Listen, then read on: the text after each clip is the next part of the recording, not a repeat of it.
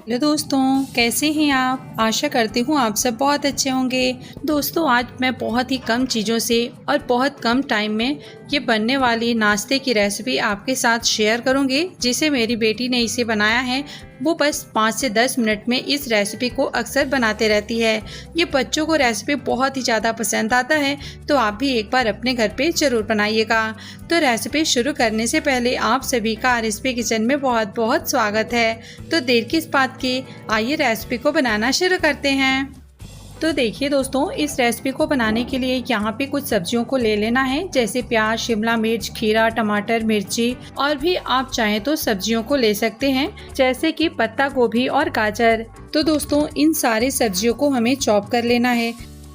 हमने यहाँ पे चॉपर में चॉप किया है। आप चाहें तो हाथों से भी इसे बारीक चॉप कर सकते हैं, लेकिन इसे बारीक ही चॉप करना है।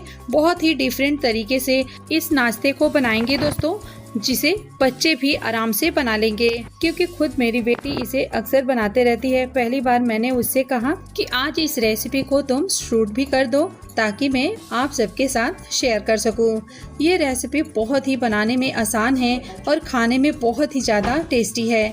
ये बच्चे बड़े सभी को बहुत पसंद आती है दोस्तों। आप ना सारी सब्जियों को हाथ से भी चॉप कर सकते हैं। हमने यहाँ पे चॉपर में चॉप किया है, जिससे काम बहुत जल्दी हो जाता है। तो देखिए दोस्तों, एक बार हमने प्याज को चॉप कर लिया है और फिर दूसरी बार भी हम इसी तरीके से प्याज को काट कर रफली इसके अंदर डालकर चॉप कर लेंगे। तो फाइनली हमने 2 बार में प्याज को चॉप कर लिया है। इसे अब एक प्लेट में ट्रांसफ़र कर लेंगे और अब हम यहाँ पे शिमला मिर्च को भी पहले रफली चॉप कर लेंगे और फिर चॉपर में डालकर बस कुछ सेकंड के लिए 2 से 3 बार चला लेंगे। दोस्तों, पिछले वाले वीडियो पे कमेंट था कि आपने ये चॉपर कहाँ से मंगवाया है, ये बहुत अच्छा है और कैसे मिलेगा। तो दोस्तों, मैं आपको बताते रहती हूँ, जो चीज़ भी मैंने वीडियो में आप लोगों को दिखाया है और इस्तेमाल किया है, इन सभी प्रोडक्ट को मैंने स्क्रीन पे टैग किया हुआ है, जो कि लेफ्ट साइड में आपको दिखेगा। तो यहाँ से जाकर आप अपने मनपसंद प्रोडक्ट को खरीद सकते हैं। तो देखिए दोस्तों, शिमला मिर्च भी हमने चॉप कर लिया है। अब इसको भी जिस थाली में प्याज को हमने ट्रांसफ़र किया है, इसे भी कर लेंगे।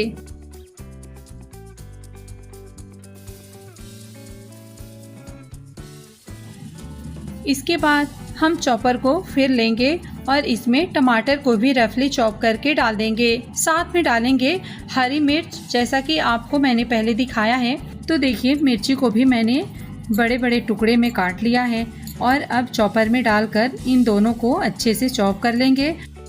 दोस्तों, यहाँ आप तीखा अपने हिसाब से भी ले सकते हैं। जितना आपको तीखा हो उसी हिसाब से मिर्ची आप ऐड कीजिएगा।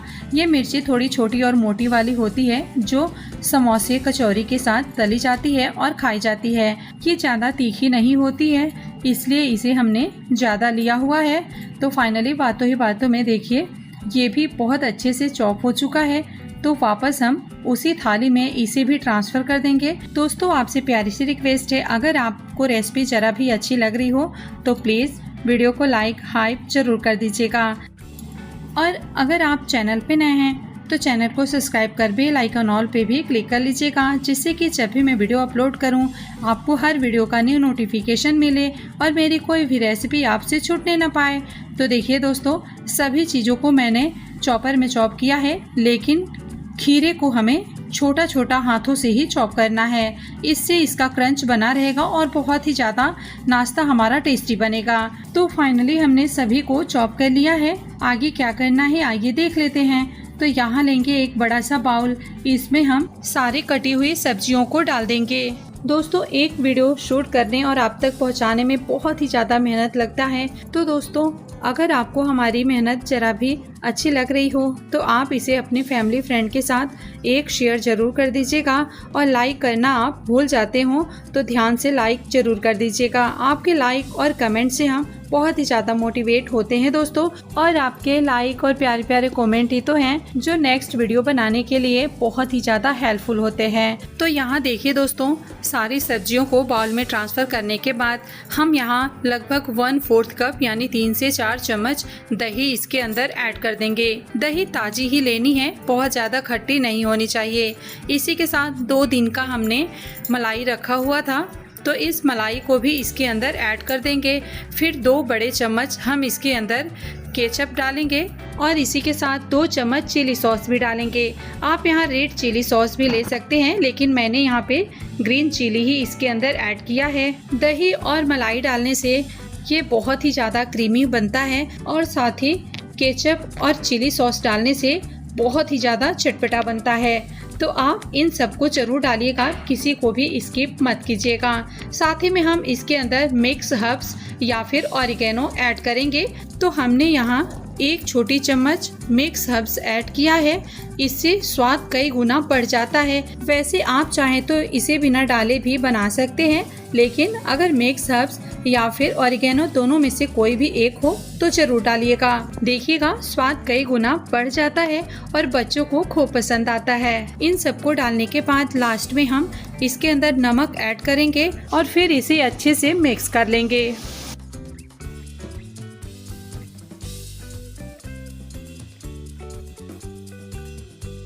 मिक्स करने के बाद आगे अब हमें क्या करना है, आइए देख लेते हैं। यहाँ देखिए दोस्तों, हमने एकदम ताजे फ्रेश ब्रेड लिए हैं। यहाँ वाइट ब्रेड लिया है, आप चाहें तो यहाँ ब्राउन ब्रेड का भी इस्तेमाल कर सकते हैं। तो देखिए एक ब्रेड को हम उठाएंगे और इस तरीके से 1 चम्मच इसके ऊपर जो हमने अभी मसाले बनाए हुए थे रखेंगे और रखकर इसे अच्छे से फैला लेंगे।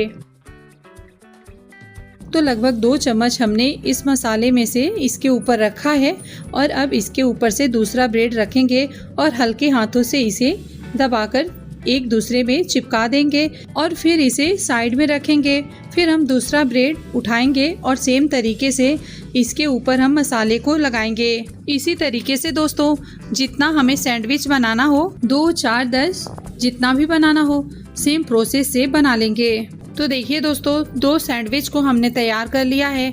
अब लेंगे एक पैन या तवा, इसके अंदर घी डालेंगे या फिर बटर, इसको अच्छे से ग्रीस कर लेंगे और फिर इसके अंदर हम सैंडविच को डालकर सेकेंगे। गैस का फ्लेम यहाँ हमें बहुत ध्यान से बिल्कुल लो रखना है। अगर आप मीडियम या हाई करेंगे तो सैंडविच हमारे जल जाएंगे। तो पहले पैन या तवा को मीडियम या हाई फ्लेम पे अच्छे से गर्म कर लीजिए और तेल या घी लगाने के बाद गैस को बिल्कुल लो कर दीजिए। फिर इस सैंडविच को इसके अंदर रखकर सेकिए। देखिए बहुत ही सुनहला और बहुत ही टेस्टी क्रंची हमारा ये सैंडविच बनकर तैयार होगा। तो एक तरफ से ये सेक चुका है, हल्का ब्राउन देखिए हो गया है, कितना प्यारा दिख रहा है। इसको पलट लेंगे और पलटने के बाद दूसरी तरफ से भी हम बिल्कुल लो फ्लेम पे ही इसे अच्छे से सेकेंगे।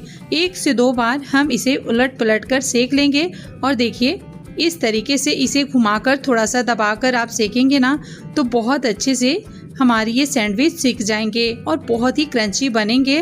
तो आइए अब हम इसे पलट लेते हैं।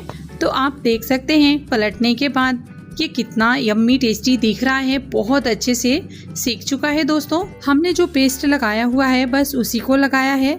आप चाहें तो यहाँ इसके अंदर चीज़ भी ऐड कर सकते हैं और कुछ सब्जियों को थोड़ा बड़ा बड़ा भी काट के डाल सकते हैं। तो देखिए एक बैच का तो हमारा सैंडविच बनकर तैयार हो चुका है।